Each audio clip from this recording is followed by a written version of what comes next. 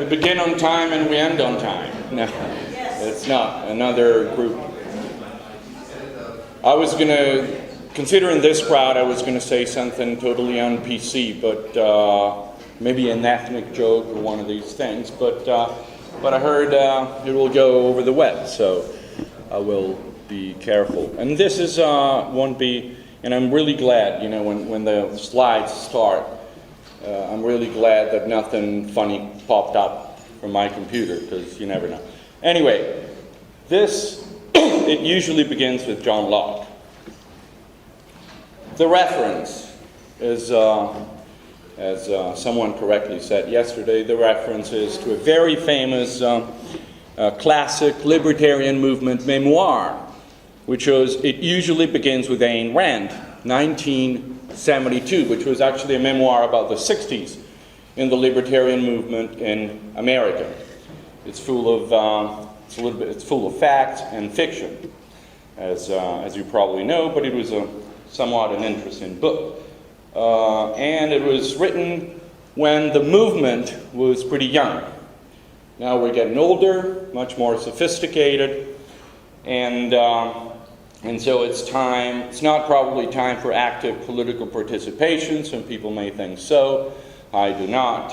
And it's time for reflection and learning. And when it comes to reflection and learning, maybe Ayn Rand is not the exact philosopher or scholar you want to turn to. Maybe we want to turn to John Locke. And actually, from the intellectual point of view, it all begins with John Locke.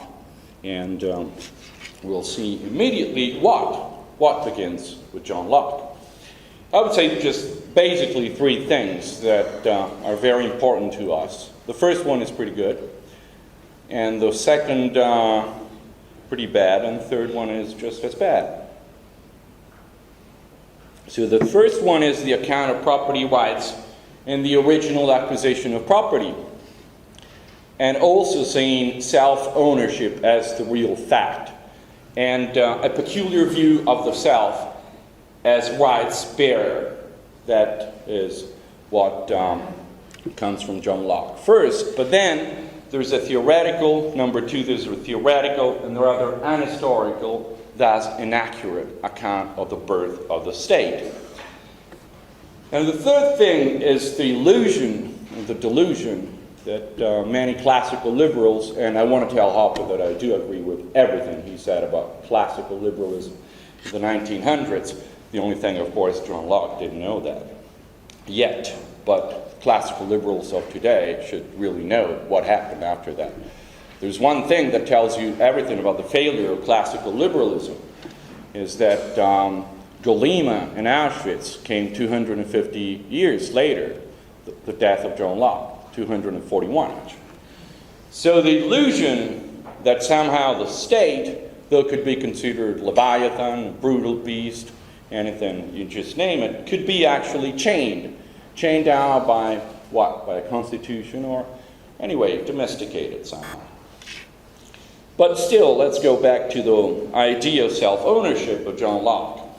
And the claim of self-ownership, this single sentence from the second treatise of John Locke is very important. Every man has a property in her own person. This nobody has a right to but herself.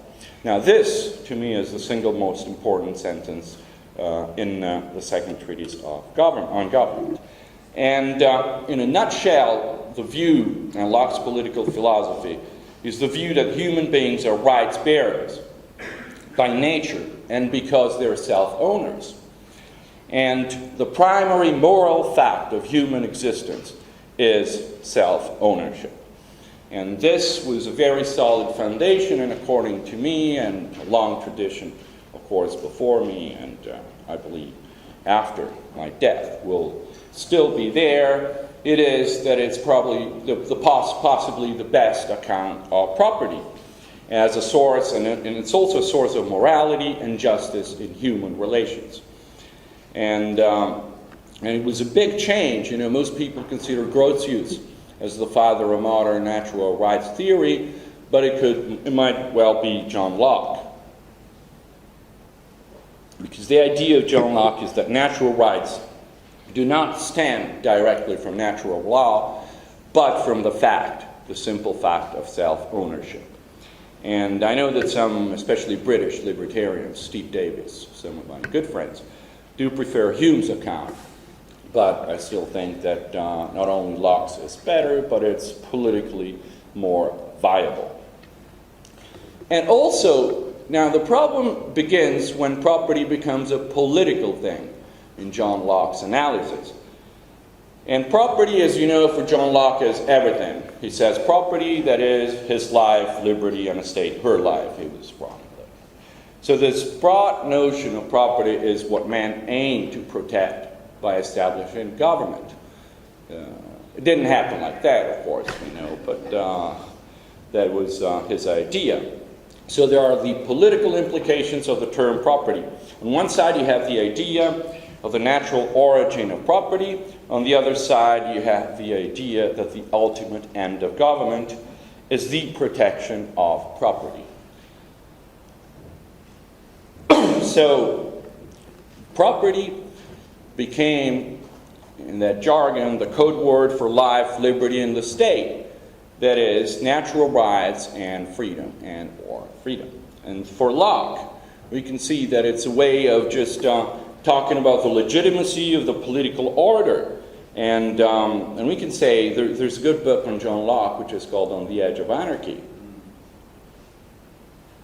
And I know that Paul Gottfried doesn't like that interpretation. He was just, believes that Locke was quite conservative indeed. But what comes out of his theory is that society, that is government, is preferable to the state of nature only under certain conditions.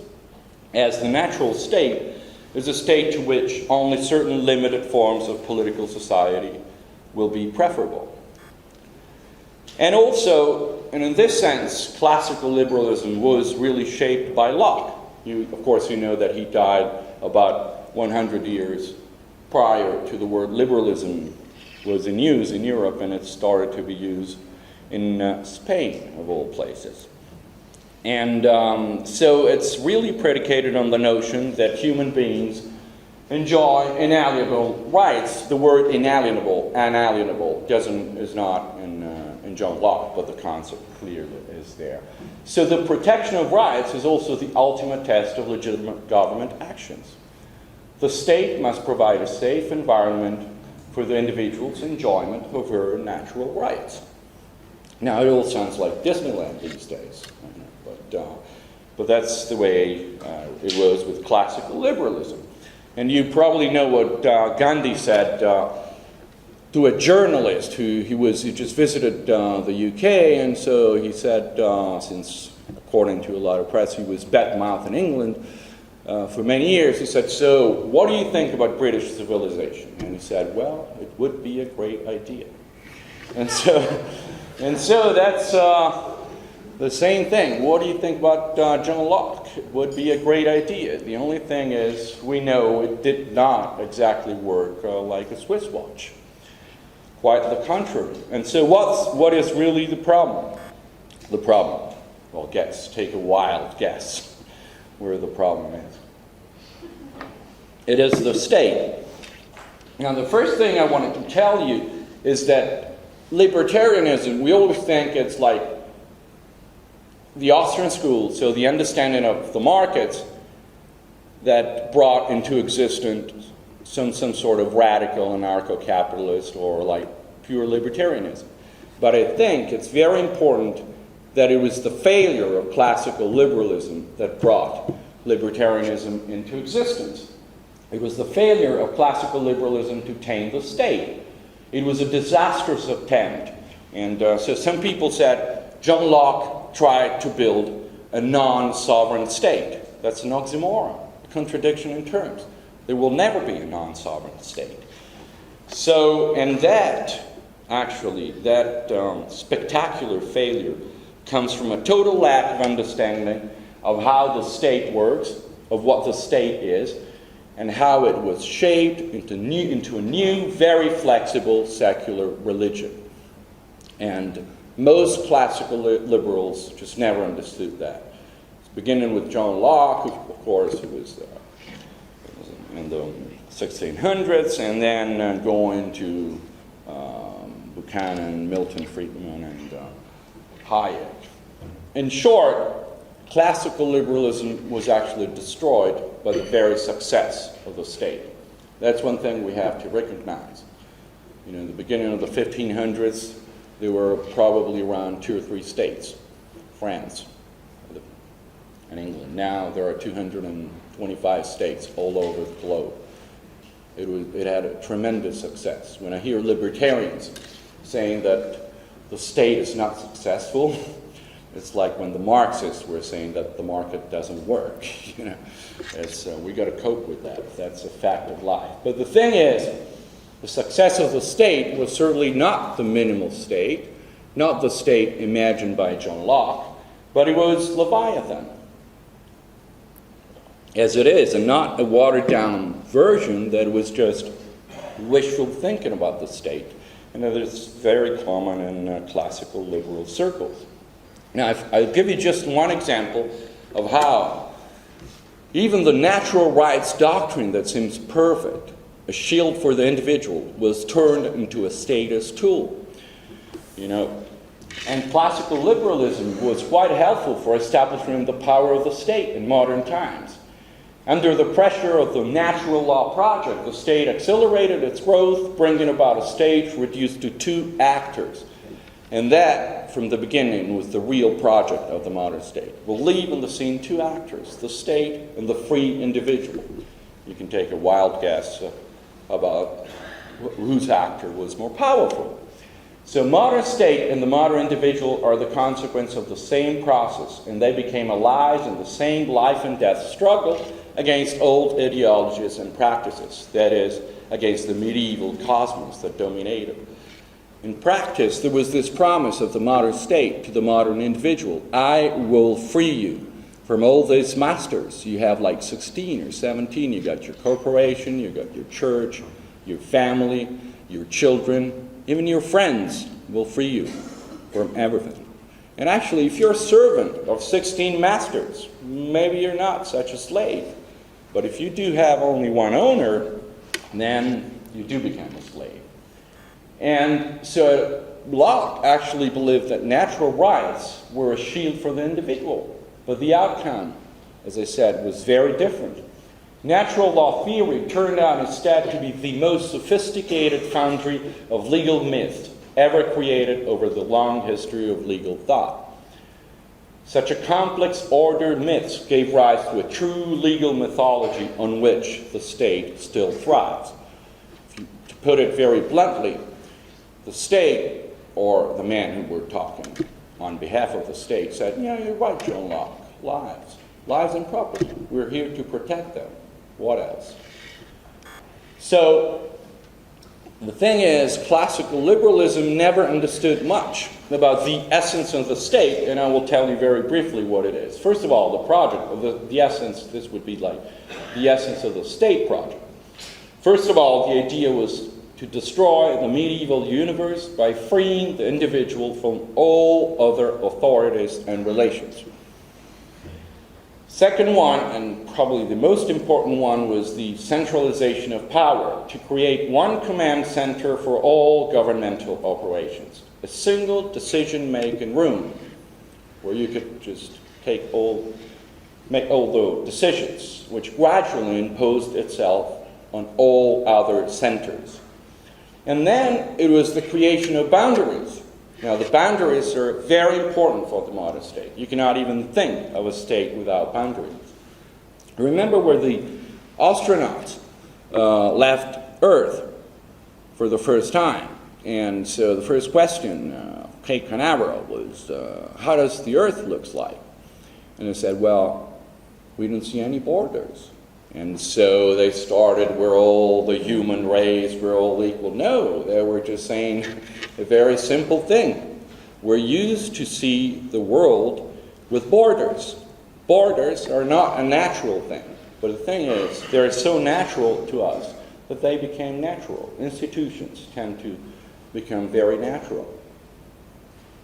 Now, what were you thinking? So the idea of the borders was that you created a legal order and a political order inside, and inside them you made good citizens through education. You could control the money, you could control the goods and everything else. But the idea was actually to bring peace. And one thing we have to cope with, or just simply to admit, is that there was a certain pacification of society with the state. In due time, it was a very long process. But right now, crime is much lower than it used to be 40 years ago, 100 years ago. You can take old statistics, and that will show that. Of course, the amount of violence was exported in the outside, in the other arena of the state. So libertarians have this terrible habit of just using the term state to describe political power, but the word and the object are very recent. The expression modern state in itself is pleonastic, like Middle French. What was it that you said yesterday? It was just a Belgian joke. How do you call the Middle French, the Moyen Français? Pleonasm. So it was rather pleonastic, though, and because the state is only modern. There's nothing like the state prior to modern times. And actually the word came out in the Prince for the first time and used in the modern sense, the state, at the beginning of the 16th century. And during the 16th and 17th centuries, the medieval order was destroyed by the success of this new entity that imposed radically new relations, and a special one, of course, with the individual, the only other one. The state recognized only individuals, never communities, churches, and nothing else. The state was there to emancipate and liberate the individuals. And we're all individuals shaped by the modern state. Whoa, how does it work? Now, all right. This is what I would call the spectacular libertarian illusion. Because there's a small group of people acting in the name of the state, the rulers, and they definitely are a separate group with norms and a different ethical code. They created a lexicon in due time. And so on. So in order to defend their position, a great dichotomy was erected between the public sphere and the private sphere. And so the grand libertarian illusion is that you can destroy the state in your mind. If you just do this, you just break this dichotomy. And so, because libertarians do entertain the bizarre idea that what is illegitimate in private law, theft, murder, should not be legitimate in public law. So this, somehow, the libertarians believe the dichotomy has to be destroyed, and thus the state would be seen by everyone immediately as a predatory organization based on permanent aggression on individual rights. It might happen, but it doesn't disappear like a nightmare, when you do this. The dichotomy is, wow, I don't know how I could do that. Now, the other story of the libertarian, I will go very quickly through that, of the libertarian view of the state is the idea of plunder and property. So on one side, begins with Frédéric Bastiat, that was written in, I guess it comes from the law, 1948, and then, of course, Calhoun. And the idea, that man can live and satisfy his wants only by ceaseless labor. And this is the origin of property, but of course you can get the property of others. And this process is the origin of plunder. And this other one, which is public choice of the 1850, is the idea that the unequal fiscal action of the government divides the community into two great classes, those who pay the taxes and those who are in fact supported by the government, taxpayers and tax consumers. This is another very well-known quotations for libertarians. Now this is another one, Oppenheimer, a Marxist, although a radical school of the beginning of the century that somehow libertarians fell in love with. from Albert J. Nock to Rothbard. And you know this quotation very well. So economic means and political means, and then of course there's Albert J. Nock, and then you have this very nice quotation from Rothbard that says social power is men's power over nature.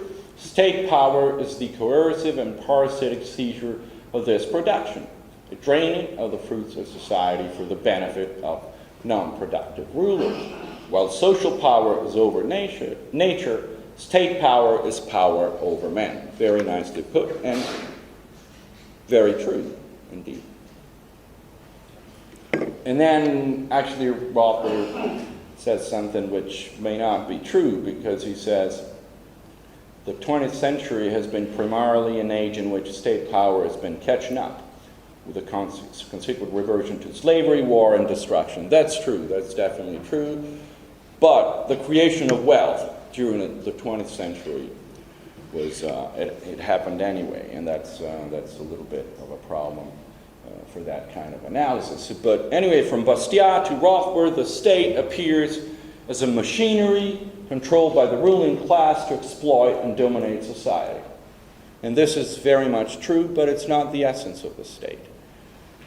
This theory, in fact, identifies state and power, state and coercion, and it sees the state operating in ancient times. The barbarians had a state, the medieval time had a state.